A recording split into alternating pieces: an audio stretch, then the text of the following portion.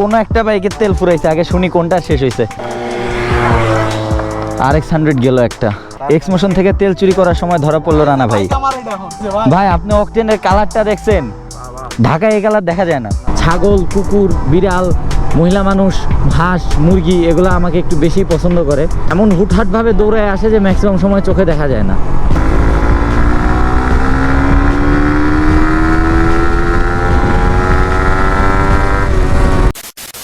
প্রিয় সাথী ও বন্ধুরা, আশা করি সবাই ভালো আছেন, আমিও ভালো আছি। অনেক দিন পরে আমার কাছে একটা GSXR, এটা নিয়াজ ভাইয়ের GSXRটা। লাস্ট টাইম 2022-এ যখন আসছিলাম নিয়াজ ভাইয়ের সাথে রাইডে, তখন এই GSXRটা চালাইছিলাম। গত ভিডিও তো আপনারা হয়তো দেখছেন, নিয়াজ ভাইয়ের সাথে রাইডে বের হয়েছিলাম। নিয়াজ ভাই এখন একটু সামনে আগায় গেছে, আমি আর রানা ভাই একটু দাঁড়াইছি। এখন আমরাও আগে যাবো, সামনে কোনো জায়গায় লাঞ্চের ব্রেক দিব। তো অনেক দিন ধরে যেহেতু GSXR চালাই না, এই জন্য ভাবলাম GSXR একটু চালাই। গিয়ার্ড আপ, এখন চলেন রাইড করা শুরু করি। FZ থেকে GSXR উঠা কেন জানি GSXRটা ছোট ছোট লাগতেছে, পিচ্ছি বাইক। বাট GSXR কিন্তু আমার খুব পছন্দের বাইক। লাস্ট টাইম কত দেখে গেছিলাম, কত চলছিল? 3000 সামথিংয়ে মনে হয় চলছিল। এখন 3987 কিলোমিটার চলা এটা। 13 নেওয়ার পরের থেকে অনেকে মনে করে যে GSXR মনে হয় আমি দেখতে পারি না। বাট লোকজন ভুলে যায় যে আমি একটা বাইকই দুইবার কিনছিলাম, সেটা হচ্ছে GSXR।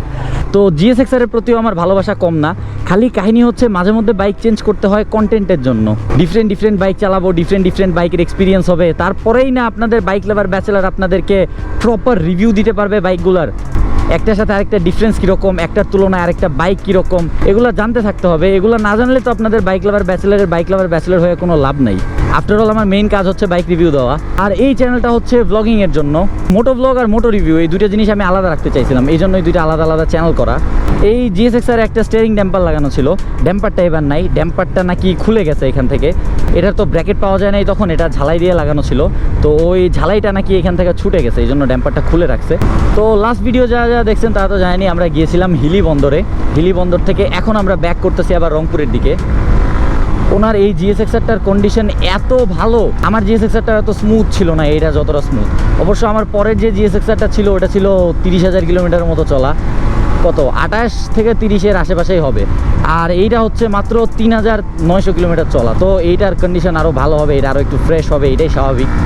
আর এটার সাউন্ডে যে ফিলটা, মানে প্রপার GSXR-এর সাউন্ডের যে ফিল পুরাটা আছে। তো যেটা বলতেছিলাম যে 13 কেনার পরে অনেকেই মনে করে আমি হয়তো GSXR পছন্দ করি না বা GSXR দেখতে পারি না, বাট এরকম কোনো কাহিনী না। GSXR আমার খুব পছন্দের একটা বাইক। GSXR থেকে 13 পাওয়ারফুল বেশি, তো আমি জাস্ট ওইটাই বলছি যে GSXR থেকে 13 পাওয়ারফুল বেশি আর GSXR থেকে 13-র ব্রেকিং ভালো। এই দুইটা জিনিস বাদ দিয়ে বাকি বিষয়গুলোতে GSXR-ই আগায় থাকে।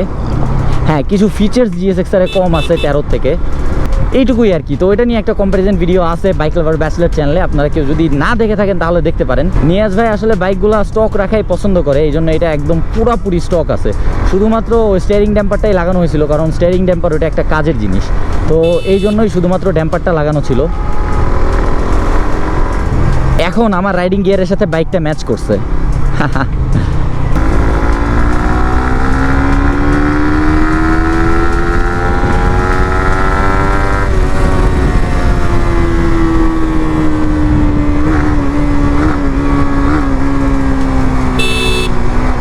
বিয়ের গাড়ি যাচ্ছে।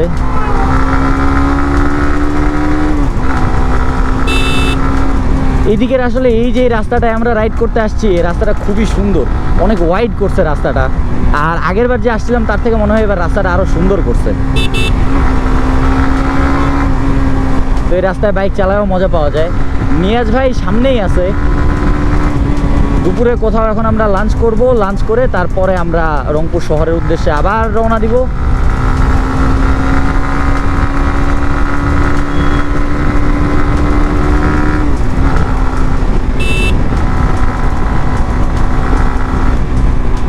গতকালকে ছিলাম রংপুর, আজকে আছি রংপুর, আগামীকালকে থাকবো কিনা শিওর না। আগামীকালকে মেবি দিনের বেলা আছি, রাত্রেবেলা চলে যাব, এরকমই কিছু একটা হবে।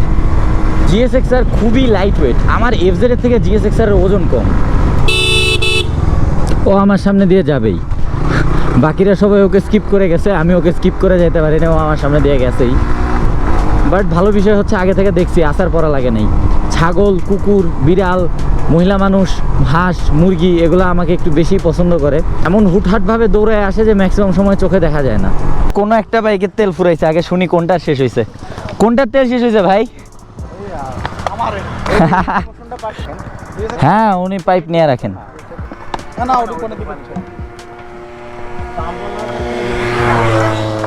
RX100 গেল একটা, হেভি সাউন্ড। আরো বেশি পানি দেয়। এত বুদ্ধিমান আপনি। ওটা টাপ দিছে মানে ওটা আমি তো এই যে আসছে ভুলে গেছিলাম মাথায় কাছে। বাহ, এই তো প্রফেশনাল। এ হচ্ছে রাইডার। এক্সমোশন থেকে তেল চুরি করার সময় ধরা পড়লো রানা ভাই। আবার ইন্টারন্যাশনাল রাইড দিতে গেল আরো 2টা রকেট। কি ভাই? জিপিএক্স ওই রাশিক ভাই যে শোরুম। বাস আল্লাহ কামে দিছে, পাইপটাও কামে দিছে ভাই। ভাই, আপনি অকটেনের কালারটা দেখছেন? ঢাকায় এই কালার দেখা যায় না। না, রং মিশানো ভালো। কি বলেন, রং মিশানো? না ভালো। হ্যাঁ, পিওর অকটেন।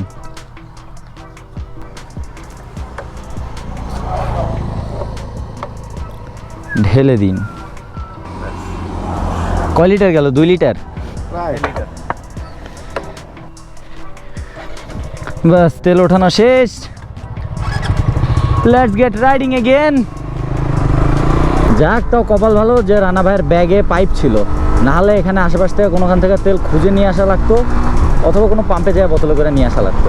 হ্যাঁ, ব্যবস্থা তো কোনো একটা করাই যেত, বাট পাইপটা থাকাতে ভালো হয়েছে। বাই দ্য ওয়ে, এই GSX-R কুইক শিফটার আর অটো গ্লিপার আছে, দেখবেন আপনারা। এই যে 6 গিয়ারে আছে না এখন বাইক, এই যে দেখেন 5, 4। আবার আপ শিফট করতে যদি যাই, 4th গিয়ারে আছে এখন 5, 6। দেখছেন ক্লাচ না ধরে কি সুন্দর গিয়ার শিফট হলো।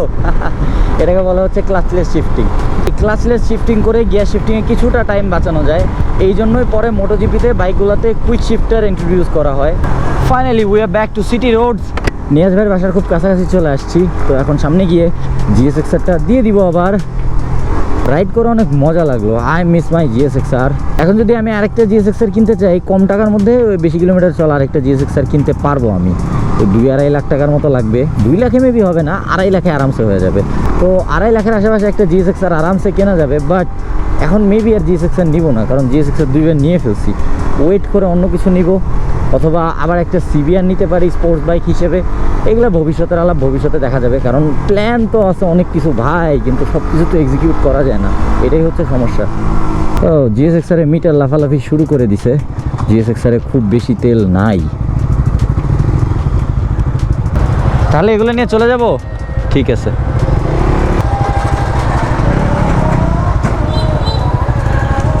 তাহলে ভাই আসতেছি একটু পরে। ভাই একটু পরে। তাহলে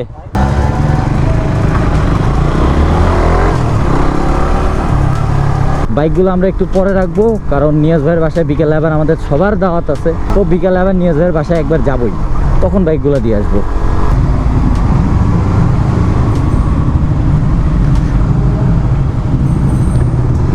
হোটেলের পার্কিংয়ে চলে আসছি, এটা এখানেই চাপায় দিই।